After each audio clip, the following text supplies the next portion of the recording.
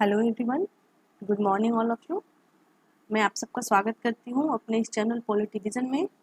और आज हम लोग डिस्कस करने वाले हैं एसडीजी रिपोर्ट जो 2020-21 जारी किया गया है नीति आयोग के द्वारा। उस रिपोर्ट में कौन से राज्य का क्या स्टेटस है, इसके बारे में हम लोग डिटेल से चर्चा करेंगे। तो चलिए, आज का जो ये टॉपिक है आप लोग के करंट अफेयर्स के पार्ट का। जी हाँ, यूजीसी नेट पेपर 1 के करंट अफेयर्स में आप लोगों को मिलेनियम और सस्टेनेबल डेवलपमेंट गोल्स पढ़ने हैं। तो फिलहाल ये 2020-21 जो रिपोर्ट आया है, जो नया इंडेक्स रिलीज किया गया है, यहाँ से पॉसिबिलिटी है कि आपके पेपर 1 में होने वाले जब भी एग्ज़ाम अभी कराया जाए 2021 में जो कंडक्ट होगा एग्ज़ाम, वहाँ से इससे क्वेश्चन पूछ लिए जाए, तो हम लोग इसको कवर कर लेते हैं। ठीक है, तो चलिए, तो सबसे पहले हम बात करते हैं इसकी बैकग्राउंड की, इसकी पृष्ठभूमि की कि आखिरकार ये एसडीजी गोल है क्या। तो सबसे पहले इसकी बात करें तो जो एसडीजी गोल है ये 2015 में इंट्रोड्यूस किया गया। इससे पहले मिलेनियम डेवलपमेंट गोल्स था, सहस्त्राब्दी विकास लक्ष्य था, जो 2000 में आया था और 2015 तक कुछ टारगेट सेट किए गए थे। और मिलेनियम डेवलपमेंट गोल जो है वो 2015 में समाप्त हो जाता है। और इसलिए इन विकास के लक्ष्यों का स्थान पे सतत विकास लक्ष्य अर्थात सस्टेनेबल डेवलपमेंट गोल्स को प्राप्त करने का फैसला संयुक्त राष्ट्र शिखर सम्मेलन में किया गया। मतलब मिलेनियम डेवलपमेंट गोल्स में आपके 8 लक्ष्य और 18 टारगेट सेट किए गए थे। तो ये टारगेट को 2015 तक अचीव करना था। तो बहुत सारे कंट्री जो 2015 तक उतने सारे टारगेट को अचीव नहीं कर पाया, या एक साथ आप कह सकते हो कि जो ये मिलेनियम डेवलपमेंट गोल्स था वो एक तरीके से सफल नहीं हो पाया। इसलिए फिर से ही जब इसकी ड्यूरेशन 2015 में समाप्त हो जाती है तो सस्टेनेबल डेवलपमेंट गोल्स को इंट्रोड्यूस किया गया। ठीक है, तो इसी के संबंध में सस्टेनेबल गोल्स के संबंध में न्यूयॉर्क में 25 से 27 सितंबर 2015 को एक बैठक आयोजित की जाती है। और इस बैठक में 15 साल के लिए 17 लक्ष्य तय किए गए, मतलब 17 टारगेट तय किए गए, जिनको 2016 से 2030 की अवधि में हासिल करने का निर्णय लिया गया। मतलब कि 2015 में मिलेनियम डेवलपमेंट गोल्स के बाद आता है आपका सस्टेनेबल डेवलपमेंट गोल्स, और ये सस्टेनेबल डेवलपमेंट गोल्स को 2030 तक के लिए रखा गया कि इन 15 सालों में हमको कितने 17 टारगेट को अचीव कर लेना है। वो जो बैठक होता है, इस बैठक में 193 देशों ने भाग लिया। यूएन जो महासभा कंट्री के मेंबर्स हैं। और इस संयुक्त राष्ट्र शिखर सम्मेलन की जो थीम थी वो थीम थी transforming our world the 2030 agenda for sustainable development. ठीक है, तो आइए हम लोग थोड़ा सा देख लेते हैं कि आखिरकार जो सस्टेनेबल डेवलपमेंट गोल्स हैं, ये गोल्स आप लोग के लिए बहुत इंपॉर्टेंट हैं। तो ये सस्टेनेबल डेवलपमेंट गोल्स आखिरकार हैं क्या और कौन कौन से हैं। तो यहाँ पे आप देख रहे हैं कि नो पॉवर्टी, जीरो हंगर, ये सब आपके गोल्स हैं। तो 17 लक्ष्य में है सबसे पहले कि पूरे विश्व से गरीबी की उन्मूलन हो, गरीबी की समाप्ति हो, और खाद्य सुरक्षा और टिकाऊ कृषि को बढ़ावा मिले, सभी आयु के लोगों को स्वास्थ्य सुरक्षा और स्वस्थ जीवन को बढ़ावा मिले, लैंगिक असमानता की भी बात करता है, और सस्ती और टिकाऊ ऊर्जा, और समावेशी और सतत आर्थिक विकास।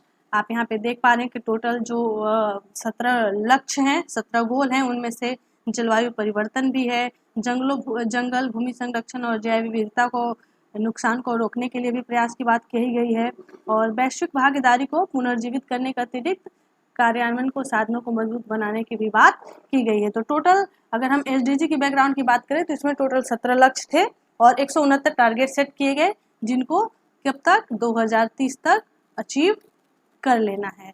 ये तो हमने बात की कि आखिरकार एसडीजी क्या है और इसका क्या टारगेट है, इसका क्या बैकग्राउंड है, ताकि आप लोगों को अच्छे से समझ में आ जाए। अब ये एसडीजी आखिरकार न्यूज़ में क्यों है। नीति आयोग ने अपना एसडीजी रिपोर्ट जारी किया है, इसलिए ये बहुत ज़्यादा इम्पोर्टेंट है, इसीलिए ये बहुत ज़्यादा न्यूज़ में है। तो भारत सरकार की जो एक थिंक टैंक है, जो नीति आयोग है, आप सबने नाम सुना होगा, जो योजना आयोग को रिप्लेस करके बनाया गया है, इन्होंने सतत विकास के लक्ष्यों पर अपनी तीसरी रिपोर्ट 2020-21 जारी कर दी है। और सस्टेनेबल डेवलपमेंट गोल्स नाम की इस रिपोर्ट में राज्यों सहित केंद्र शासित प्रदेशों की सामाजिक, आर्थिक और पर्यावरणीय स्थिति पर इन्होंने प्रदर्शन का आकलन किया है। गौरतलब है कि संयुक्त राष्ट्र के विजन के अनुरूप NITI Aayog SDG India index में राज्यों और केंद्र शासित क्षेत्रों की सामाजिक, आर्थिक और पर्यावरण के क्षेत्र की प्रगति को मापता है और इसी आधार पर उनकी रैंकिंग तैयार करता है। मतलब जितने भी स्टेट हैं और केंद्र शासित क्षेत्र हैं, इन क्षेत्रों के सामाजिक, आर्थिक और पर्यावरण के आकलन करने के पश्चात उनकी रैंकिंग तैयार करता है। ठीक है, अगर यही पे इससे जुड़े हम कुछ फैक्ट की बात करें तो जो ये सूचकांक है जो नीति आयोग के द्वारा जारी किया जाता है, तो ये सूचकांक की शुरुआत की गई थी दिसंबर 2018 में और यह देश में SDG पर प्रगति और निगरानी के लिए प्रमुख साधन बन गया है। पहले संस्करण जो 2018-19 में आए थे, इसमें 13 उद्देश्य और 39 लक्ष्यों को शामिल किया गया था और 62 इंडिकेटर्स को शामिल किया गया था। जबकि ये जो तीसरा वर्जन आया है, तीसरा संस्करण आया है नीति आयोग के द्वारा SDG इंडेक्स का, इसमें 17 लक्ष्य ध्येय शामिल है। मतलब जो 17 हमारे गोल्स हैं, उस 17 गोल्स को शामिल किया गया है और 70 लक्ष्यों और 115 इंडिकेटर्स को शामिल किया गया है। तो ये डेटा आपके लिए बहुत ज़रूरी है आपके एग्जाम के पॉइंट ऑफ व्यू से, तो आप इसको देख लीजिएगा। आगे इसको डिटेल में हम और बताए हैं। यहाँ पे आप देख रहे हैं रिपोर्ट कार्ड है जो रैंकिंग जारी की गई है कि state above national average, state below national average और रोस्ट परफॉर्मेंस वाले जितने भी राज्य हैं उनका यहाँ पे जिक्र किया गया है। और साथ ही साथ आप यहाँ पे देख पा रहे हैं कंपैरिजन तीन जो रिपोर्ट अभी तक आए हैं उनमें कब किन किन लक्ष्यों को शामिल किया गया था। तो आप देख रहे हैं कि 2018 में पहला रिपोर्ट आया था, उसमें 13 गोल्स थे, 39 टारगेट और 62 इंडिकेटर्स थे। वहीं पे जो 2019-20 में दूसरा रिपोर्ट आया था, वहाँ पे 16 लक्ष्य, मतलब 16 गोल्स और 54 टारगेट्स और 100 इंडिकेटर्स को शामिल किया गया था। जबकि ये जो 2020-21 तीसरा संस्करण आया है, तीसरा इसका वर्जन आया है, उसमें 17 के 17 गोल्स हैं और 70 टारगेट्स और 150 इंडिकेटर्स को शामिल किया गया है। तो ये डेटा बहुत ज़्यादा ज़रूरी है, लगभग ये तीनों ही डेटा ज़रूरी हैं, तो आप इसको देख लीजिएगा। और इस बार वाला ये ज़्यादा इंपॉर्टेंट इसलिए भी हो जाता है कि हमारे पास टोटल कुल 17 गोल्स हैं और इस बार हमने अपने तीसरे संस्करण में 17 गोल्स को शामिल किया है। अब बात आती है बेस्ट परफॉर्मेंस की और रोस्ट परफॉर्मेंस स्टेट की। तो जो बेस्ट परफॉर्मेंस वाले राज्य हैं उनकी रैंकिंग आप यहाँ पे देख पा रहे हैं। टॉप 5 राज्यों की जो रैंकिंग है वो ये है। पहला स्थान पे आपका फिर से केरला रहा, दूसरा में तमिलनाडु, हिमाचल प्रदेश, आंध्र प्रदेश, गोवा, कर्नाटक, उत्तराखंड, सिक्किम और महाराष्ट्र ये अच्छे परफॉर्मर वाले हैं। और वहीं पे अगर बुरे प्रदर्शन की मैं बात करूँ तो सबसे पहले उसमें बिहार, झारखंड, असम, अरुणाचल प्रदेश, राजस्थान, मेघालय, उत्तर प्रदेश, छत्तीसगढ़, नागालैंड, ओडिशा ये सारे खराब प्रदर्शन किए जो ओवरऑल रैंकिंग नीति आयोग के द्वारा SDG रिपोर्ट में निकाली गई। तो यहाँ पे आप देख पा रहे हैं कि जो टॉप 5 राज्य हैं उनकी रैंकिंग क्या है और उनके स्कोर क्या क्या हैं। तो केरल टॉप पे रहा 75 अंक के साथ।